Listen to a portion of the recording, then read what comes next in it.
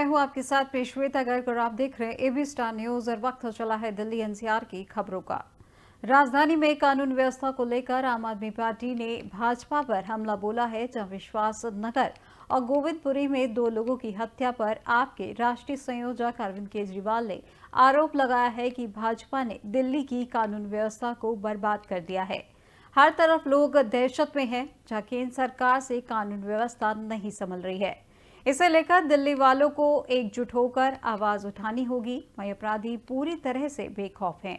उन्होंने सवाल करते हुए कहा कि यहां की कानून व्यवस्था केंद्र सरकार के पास है, वह क्या कर रही है। और केजरीवाल ने कहा कि दिल्ली की कानून व्यवस्था दुरुस्त करने के लिए एक बार फिर से आंदोलन करने की जरूरत पड़ी तो वे जरूर करेंगे। आगे अरविंद केजरीवाल ने कहा कि यहां कानून व्यवस्था बहुत बुरी तरह से बिगड़ चुकी है। वहीं शनिवार सुबह विश्वास नगर के रहने वाले सुनील नाम के बर्तन व्यापारी मॉर्निंग वॉक पर गए थे।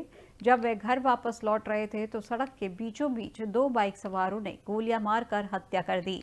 वहीं गोविंदपुरी के अंदर किसी को चाकू मार दिया। यहां 1 सप्ताह पहले उसी जगह पर एक पुलिस कांस्टेबल की चाकू मारकर हत्या कर दी गई थी। व्यापारियों को खुलेआम फिरौती की कॉल आ रही है। ऐसे में जो असली गैंगस्टर और मास्टरमाइंड है वे खुलेआम घूम रहे हैं। रोहिंग्या और बांग्लादेशियों के सवाल पर केजरीवाल ने कहा कि रोहिंग्या को दिल्ली कौन लेकर आया है, बॉर्डर क्रॉस करने के बाद वे दिल्ली तक कैसे पहुंचे, जहां देश में इनको रोकने की जिम्मेदारी केंद्र सरकार की है।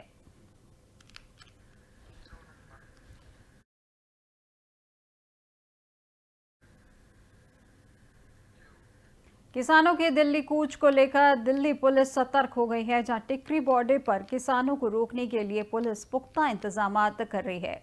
बॉर्डर की सुरक्षा बढ़ाने के साथ साथ शनिवार को यहां कंटेनर मंगवा लिए गए हैं। यहां पर आरएएफ के जवान भी तैनात कर दिए गए हैं। बॉर्डर पर पुलिस के लिए तंबुओं को लगाने का काम जारी है। पंजाब हरियाणा बॉर्डर से किसानों के शुक्रवार को दिल्ली कूच न करने के ऐलान के बावजूद भी बाहरी जिला पुलिस बॉर्डर पर सुरक्षा पुख्ता करने में जुटी हुई है। बीते बृहस्पतिवार रात को पुलिस ने बॉर्डर पर कंटेनर और बैरिकेड मंगवा लिए थे। वहीं शुक्रवार देर रात को कंटेनर मंगवा लिए गए। अब तक पुलिस ने करीब 1 दर्जन कंटेनर को रखवा दिया है। पुलिस बॉर्डर की सुरक्षा के पुख्ता करने के लिए दिल्ली पुलिस के साथ साथ अर्धसैनिक बल को भी यहां तैनात कर रही है। वहीं शुक्रवार को टिकरी बॉर्डर पर अर्धसैनिक बल के जवानों को बुला लिया गया है, जहां शनिवार को आरपीएफ की भी यहां तैनाती कर दी गई है। शनिवार को यहां पुलिस कर्मियों के लिए रहने के लिए तंबू लगाने का काम शुरू कर दिया गया है।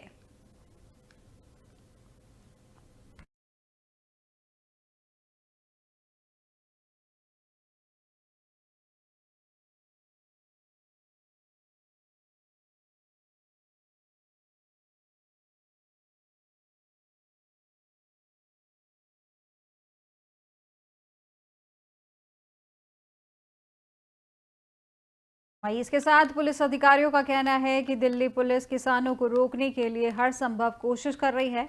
हालांकि पुलिस की सुरक्षा व्यवस्था से हरियाणा से आने जाने वाले वाहन चालकों को किसी तरीके की कोई दिक्कत नहीं हो रही है।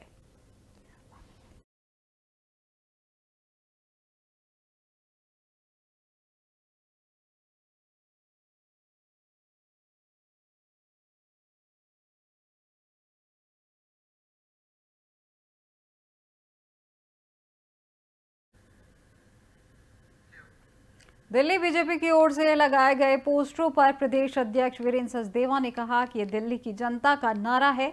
जब हम घोषणा पत्र तैयार कर रहे थे और दिल्ली की जनता से मिल रहे थे, जिसमें व्यापारी वर्ग, आरडब्ल्यूए के लोग थे, उन्होंने कहा कि हमने झुग्गी झोपड़ियों में रहने वालों से हम लोगों ने बात की है। इस दौरान सबकी एक ही राय थी कि वे अरविंद केजरीवाल से मुक्ति चाहते हैं। बीजेपी नारे के बाद अब दिल्ली में परिवर्तन यात्रा निकालने जा रही है, जहां बीजेपी के लिए यह विधानसभा चुनाव काफी महत्वपूर्ण है, क्योंकि साल 2014, 2019 और 2024 में दिल्ली की 7 लोकसभा सीट जीतने के बावजूद भी भाजपा विधानसभा चुनाव में वह करिश्मा करने में सफल हो पाई है, जो लोकसभा चुनाव के दौरान देखने को मिलता है। 10 साल के शासन में अरविंद केजरीवाल के खिलाफ इस बार भाजपा ने भ्रष्टाचार, वायु प्रदूषण, यमुना प्रदूषण, आयुष्मान योजना सहित कई मुद्दों के जरिए घेरने की तैयारी कर ली है। दिल्ली विधानसभा चुनाव को लेकर भारतीय जनता पार्टी 8 दिसंबर से दिल्ली की सभी 70 विधानसभाओं में परिवर्तन यात्रा निकालेगी। भारतीय जनता पार्टी ने एक परिवर्तन यात्रा का आयोजन दिल्ली में किया है और ठीक कहा अध्यक्ष जी ने कि यह परिवर्तन यात्रा पैदल यात्रा होगी। ये यात्रा किसी रथ पर नहीं होगी। हमारी 7 संसदीय क्षेत्र, हमारे 70 विधानसभा क्षेत्र, हमारे 280 जो म्युनिसिपल वार्ड हैं, यानी पूरी दिल्ली को समायोजित करते हुए ये यात्रा किसी न किसी रूप में उसको टच करेगी। और जब हम ये बात कह रहे हैं टच करेगी, तो यात्रा का प्रारंभ हम 8 दिसंबर से प्रारंभ करेंगे और संभवतः 20 दिसंबर तक बीच में 2 दिन के कंटिंजेंसी प्लान कि अगर बीच में कहीं कुछ दिक्कत आती है, कोई घटना घटित होती है, तो दूसरे दिन उस यात्रा को कर सकते हैं। तो ये यात्रा उन दिनों में चलेगी। यात्रा हर संसदीय क्षेत्र में एक ही दिन 8 तारीख को प्रारंभ होगी। हमारे संगठन के 2 जिले एक संसदीय क्षेत्र में आते हैं, तो एक यात्रा अगर आज जिले में है तो दूसरी यात्रा आज एक विधानसभा में एक जिले में होगी, तो दूसरे दिन दूसरी विधानसभा के दूसरे जिले में होगी, जिससे कि सभी लोगों के साथ हम कनेक्ट कर सकें। यात्रा का प्रारंभ निश्चित रूप से जो हमारी सनातन परंपरा है, उस परंपरा के तहत वहाँ पे होने वाला जो भी धार्मिक स्थल है, उस धार्मिक स्थल से प्रातःकाल इस यात्रा को प्रारंभ हम करेंगे। पार्टी का कोई ना कोई वरिष्ठ नेता, कोई ना कोई केंद्रीय नेता इस यात्रा के प्रारंभ के समय भी होगा और ये यात्रा जब सुबह का समय होगा, उसके बाद वहाँ के जो वरिष्ठ जन हैं, वहाँ की जो सामाजिक संस्थाएं हैं, वहाँ के जो सेल्फ हेल्प ग्रुप हैं, वहाँ के जो सामाजिक अलग अलग एनजीओ काम करने वाले हैं, RWAs हैं, उनके साथ भी ये यात्रा 1-to-1 संवाद करेगी। और उसके बाद लगभग 10:30-11 बजे से लेकर दोपहर तक ये पैदल यात्रा पूरी तरह से जो वहाँ पर संपर्क का सबसे सघन आबादी का क्षेत्र होगा, जहाँ लोगों से मैक्सिमम संवाद हो सकता है, ये यात्रा वहाँ पर चलेगी। दोपहर के बाद 2 बजे से लेकर के 4 बजे तक और 4 से 5 का समय हमने केवल RWAs के लिए ऐसा हमने कहा है कि इस RWA के साथ भी उनका गाजियाबाद पुलिस ने बड़ी कार्रवाई करते हुए शातिर गैंगस्टर लोकेश कुमार को तकरीबन 4.15 करोड़ रुपए की अवैध अचल संपत्ति कुर्की की है। जहां आपको बता दें कि थाना बापू धाम क्षेत्र में शातिर गैंगस्टर लोकेश कुमार की तकरीबन 4.25 करोड़ रुपए की अवैध संपत्ति को पुलिस द्वारा कुर्क किया गया है। पुलिस ने बताया कि आरोपी लोकेश कुमार राजनगर एक्सटेंशन का रहने वाला है और शातिर किस्म का गैंगस्टर है, जिसके द्वारा अपना गैंग बनाकर फर्जी तरीके से फर्म खोलकर लोगों को पैसा डबल करने का लालच देकर धोखाधड़ी करते हुए एक मोटी रकम कमाई है और उन पैसों से अपने और अपने परिवार के नाम पर करोड़ों की अचल संपत्ति अर्जित की थी। लोकेश के विरुद्ध अलग अलग थानों में धोखाधड़ी, जालसाजी, अमानत में खयानत, आपराधिक मामलों के साथ गाली गलौज, जान से मारने की धमकी आदि के तकरीबन 16 मुकदमे दर्ज हैं। फिलहाल आरोपी लोकेश गाजियाबाद की जिला जेल में बंद है, लेकिन लोकेश के ऊपर धारा 2 और 3 के अंतर्गत अभियोग पंजीकृत किया गया है और उसकी 4.25 करोड़ की चल अचल संपत्ति को आज जब्त कर लिया गया।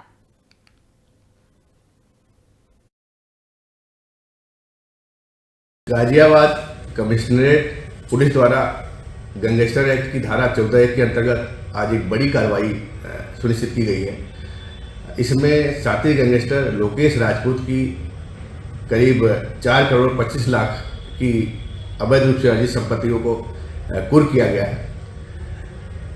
जो लोकेश राजपूत है, एक शातिर किस्म का गैंगस्टर है। इसने एक फर्जी कंपनी बनाई थी और अपने अन्य साथियों के साथ उसमें काफ़ी लोगों का पैसा इन्वेस्ट किया। यह झांसा देकर इस कंपनी में पैसा इन्वेस्ट करने पर उसका पैसा बहुत कम समय में दुगुना हो जाएगा और उस सभी संपत्तियों को इसने हड़प लिया।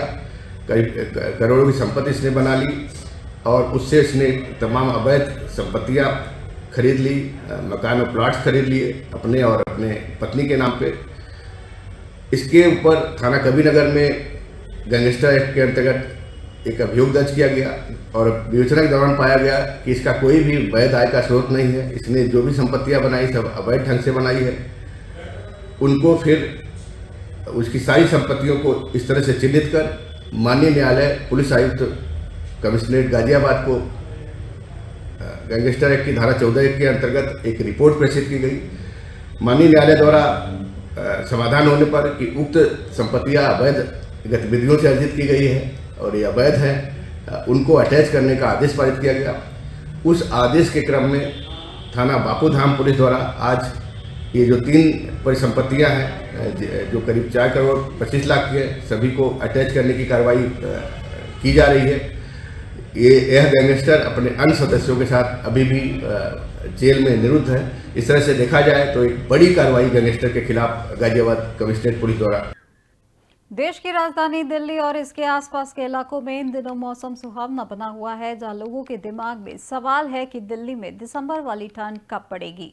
मौसम विभाग ने अब इस बारे में जानकारी दी है, जहां दिल्ली में अब जल्द ही घना कोहरा, ठिठुरन और ठंडी हवाएं चलने वाली हैं।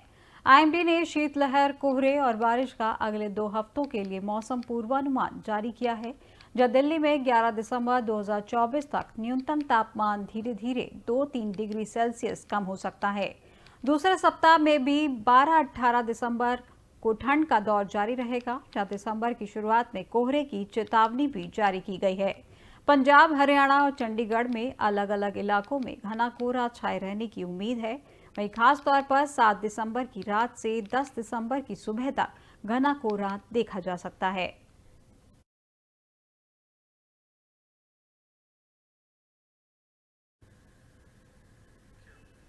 हापुड़ के बाबूगढ़ थाना क्षेत्र में कुचेसर बीबी नगर रोड पर शनिवार देर रात अचानक नीलगाय सामने आने पर 2 बाइक और कैंटर आपस में टकरा गए, जहां हादसे में पिता और पुत्र की मौत हो गई, जबकि महिला समेत 3 अन्य घायल हो गए हैं। हादसे में नीलगाय की भी मौत हो गई, जहां पुलिस के अनुसार शनिवार की रात करीब 11 बजे बनखंडा पेट्रोल पंप के पास 2 बाइक और कैंटर नीलगाय से टकरा गए। वहीं हादसे में बाइकों पर सवार महिला समेत 5 लोग घायल हो गए हैं। वहीं दुर्घटना की सूचना मिलने पर पहुंची पुलिस ने घायलों को सिखेड़ा सीएचसी में भेज दिया है, जहां उपचार के दौरान ग्राम बाहपुर जनपद बुलंदशहर निवासी राजू और उसके बेटे नैतिक की मौत हो गई, जबकि राजू की पुत्री मानसी की हालत गंभीर बनी हुई है। 2 अन्य घायल रूपक और एक अज्ञात को हल्की चोट आई है। इस पर सीओ जितेंद्र कुमार शर्मा का कहना है कि नीलगाय के कारण हादसा हुआ है, जहां आनन फानन में घायलों को अस्पताल में भर्ती कराया गया है, जहां पिता पुत्र की मौत हो गई।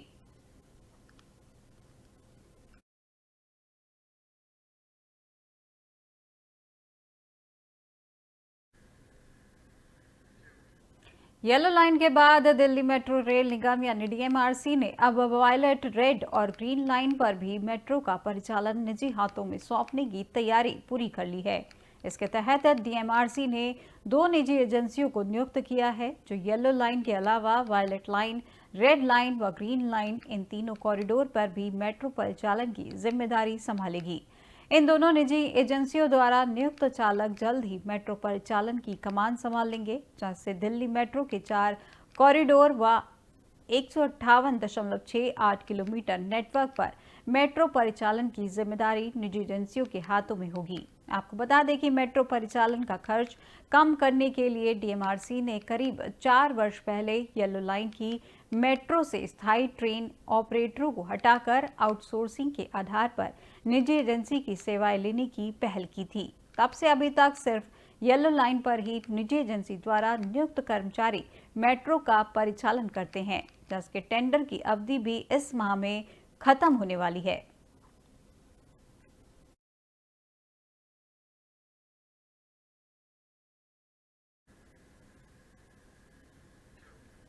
दिल्ली एनसीआर की खबरों में फिलहाल बस इतना ही और देश दुनिया की तमाम जानकारी के लिए देखते रहिए एबी स्टार न्यूज़। नमस्कार।